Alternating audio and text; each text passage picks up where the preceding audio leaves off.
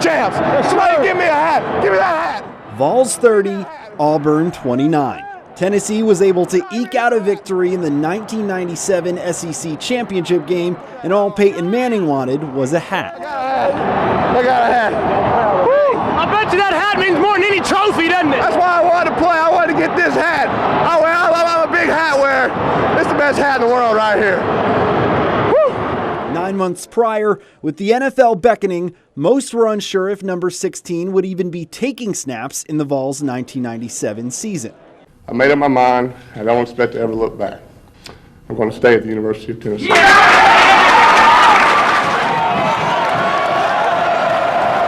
Peyton continued his career at UT, and an SEC championship was his reward. The Vols were now 11-1 and ranked number 3 in the country. To close out the season, Tennessee was headed to the FedEx Orange Bowl in Miami to take on the ever-formidable Nebraska Cornhuskers. Before the journey to the 305, Manning had one more stop to make, the Heisman Trophy ceremony. Peyton was the preseason favorite to win the award, but the announcement was perhaps one of the biggest upsets in Heisman history. From Michigan, Charles Woodson. Manning was the runner-up, and the conclusion only caused confusion. Did you honestly feel you'd hear Peyton's name? Yes, I did. I think that Peyton Manning exemplifies what college football is about.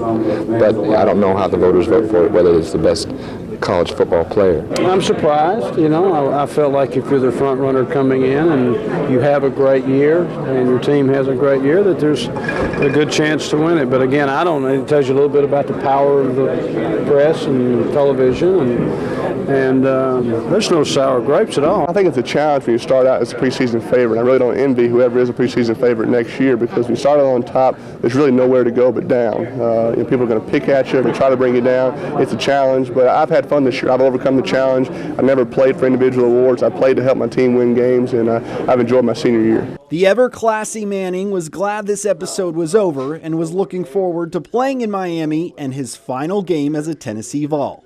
Phones are ringing off the hook back in Tennessee. People are upset, to say the least. Well, I'm disappointed for them. I'm disappointed I couldn't bring this award back to the Tennessee family. They've been so supportive of me throughout my entire career, especially this year. I know they wanted me to win this award, but like me, we'll all move on. I know they'll all be cheering loud down in Miami. The team touched down in the Sunshine State, and Coach Fulmer was greeted by Obi, the Orange Bowl mascot. With just days to go before the big game, Fulmer assured the media that his team was not intimidated by the might of the Huskers. They're playing their best football at the end of the year. We had struggled the last couple of weeks of the season, but our team is looking forward to playing. If everything fell properly into place, a national championship was more than just a pipe dream for the Big Orange. Number 1 ranked Michigan was taking on number 8 ranked Washington State in the Rose Bowl. Victories for both Washington State and UT could net the Vols the necessary votes to be crowned champs. Things go just right, you guys could play for the championship. And do you know the Washington State fight song yet? Oh, no, but I know it because their hats on, so I might go get me a hat at the mall and make sure I wear it while the game's going on. Hopefully Washington State can beat Michigan. The Tennessee Volunteers will be national championship. You learned the Washington State fight song yet? No, not really. Given their undefeated record and level of opposition, Nebraska quarterback Scott Frost felt that his team had a claim at the title. We've done it the way it's supposed to be done. We won 13 games. Somebody needs to go back and look game by game at what Michigan's done and what Nebraska's done. People are penalizing us for one Missouri game. Michigan barely beat Notre Dame. They had trouble with Iowa. They've had trouble with people early. Philip Fulmer, a proponent of the bowl voting system in the past, felt the process had become antiquated. Couple 3 years I've really changed. I thought that the bowl system and so on and so forth was the way to go. But having been left out of the alliance the last 2 years, with really good teams and perhaps better teams than some of the people that were in the alliance, and I'd much rather let's play it off. Regardless of the votes that were to be cast, one thing that the Vols and the Huskers had in common was they were both ready to play ball. If y'all say let's go and play today, we will play today. Put on our pads and get out there and strap it on, let the contact begin. So we'll give you 30 minutes to get ready. Well, let's go. Well, most everyone was ready to play ball. During the SEC championship game against Auburn, UT quarterback Peyton Manning suffered a knee injury and in the time since had contracted an infection. The QB was even seen showing up to some practices on crutches. By the week of the Orange Bowl, Peyton was participating in practices and seemed healthy enough to play. I hope to play well. I always hope to play well going into games, but I feel like we have a lot of great people around us, and I'm not going to try and do anything I don't normally do. I plan to get the ball in Jamal Lewis's hands and Marcus Nash's and Peerless Price's hands, and let those guys earn their scholarships, as I say. Aside from the swollen knee, Manning's teammates felt that they would get the same old Peyton on game day, and injured or not, Nebraska knew all too well what the quarterback was capable of. As long as he's playing, we really can't, be too concerned if he's 80% or 100%. Peyton's a great quarterback, and Peyton at 80% is still better than any quarterback that we've played at 100%. Not only would the Orange Bowl be Peyton Manning's final game, but it would also be Nebraska head coach Tom Osborne's. Osborne had led the Cornhuskers to a bowl game in each of his 25 seasons, 12 of them being the Orange Bowl, and had won the national championship 2 out of the last 3 years. Osborne, along with Coach Fulmer, had the highest winning percentage of all college football coaches.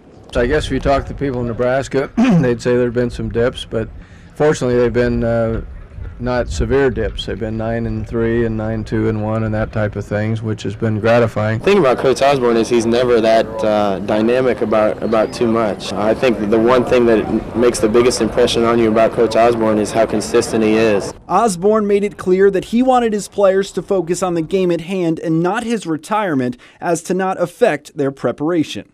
I really haven't noticed any major change.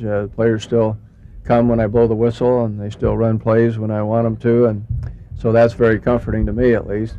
I've been focusing on this game and this, getting ready mentally and physically for this game, so it hasn't really bothered me at all. I mean, it's coming. I say it's just the end of the road for them. People can't do something forever, can't do anything forever. An unlikely facet to the story of the Vols versus the Huskers was a matchup a decade in the making. Tennessee cornerback Terry Fair and Nebraska wide receiver Kenny Cheatham both grew up together in Phoenix, Arizona, and even played together in high school. When you get to play against somebody that you've been playing against, since you've been 10 years old, and it's going to be weird out there just lining up on the opposite side of the ball against him, knowing that you've been playing together and been on the same team for so long. Although the two went separate ways after graduating, Cheatham was excited to show Fair all the new tricks he had learned. I got an arsenal of moves I haven't pulled out yet. I know it's just going to be competitive. If I catch the ball on him, I'm going to have to talk and get in his head a little bit. I think we can end some things that we've been talking about, over the years about I can get you and I can get that. It's going to be exciting, though, just to line up against him and see what he's learned and, how much he's progressed and just play against a guy that I've, been knowing for so long. I said it back in March, and I say it now. I've never talked about it a whole lot. I came back to create some more memories and try to win some championships. And I've created a bunch of memories. We've had a lot of fun. We won an SEC championship and got a chance to have a great opportunity on Friday night playing Nebraska. Game day was almost here. The football faithful were enjoying the festivities in Miami. Big Orange. Every place is just Big Orange down here. Alabama has Roll Tide. As far as you guys know, what does Nebraska do?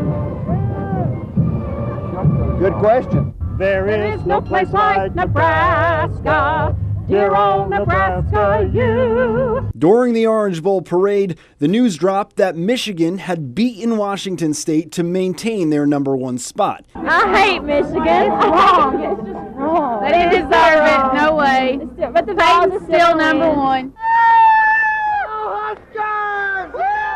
On the morning of the Orange Bowl, the UT and Nebraska fans were surprisingly quite cordial with one another. Says Charles got the trophy, but Peyton got our hearts. What's the Nebraska fan reaction to this? Oh, they've even been taking pictures of us. The Nebraska fans have stopped as well as the Orange fans. You'd be surprised how many Tennessee people wanted their picture taken with us. Is that right? Yep. So far, the fans doing pretty well together? Oh, yeah, they're cool. Tennessee people are cool. Peyton Manning's final game as a Volunteer was at hand, and Tennessee had high hopes for the Orange Bowl. Unfortunately, it didn't go as Vol fans had planned. By halftime, UT was down 14-3, and in the third quarter, the Huskers scored on every possession, putting the game out of reach for the Vols. Manning was able to punch in a touchdown, but was pulled in the fourth and replaced by T. Martin, who was able to lead Tennessee to a touchdown. The final score of the 1998 Orange Bowl was Nebraska 42, Tennessee 17. A disappointing way for Peyton Manning to end his final game in a UT uniform. It's not the way you want to go out. You want to go out with everything perfect. It didn't happen tonight. Got beat by a great football team. Tom Osborne in his last game had his team ready to play, and they, second half just basically whipped us. We came out with a lot of spirit and enthusiasm, but Nebraska kind of took it away from us after we fumbled. They capitalized on it. But as far as next year, we have a lot of guys coming back. We have Jamal Lewis coming back, a lot of guys on the offensive line. I think we're just going to build off that. Yeah, I was really proud of T. T got a lot of work during bowl practice when I was injured and couldn't practice, and really proud of the way he came in against one of the top defenses in the country. Came in and led him to a scoring drive, and that's going to help his career. And Tennessee will be in good hands with T. Martin. What's next for you now? What do you do? Well, I'm still undecided. I'm going to go home for a little bit, but just kind of, make the next move, I guess. Ask some questions and just sort of adjust to post-college life, I guess, and we'll just see what happens. During his Tennessee career, Peyton Manning set 33 school records, 7 SEC records, and 2 NCAA passing records. As for his post-college life, with the first pick in the draft, the Indianapolis Colts select quarterback, University of Tennessee, Peyton Manning.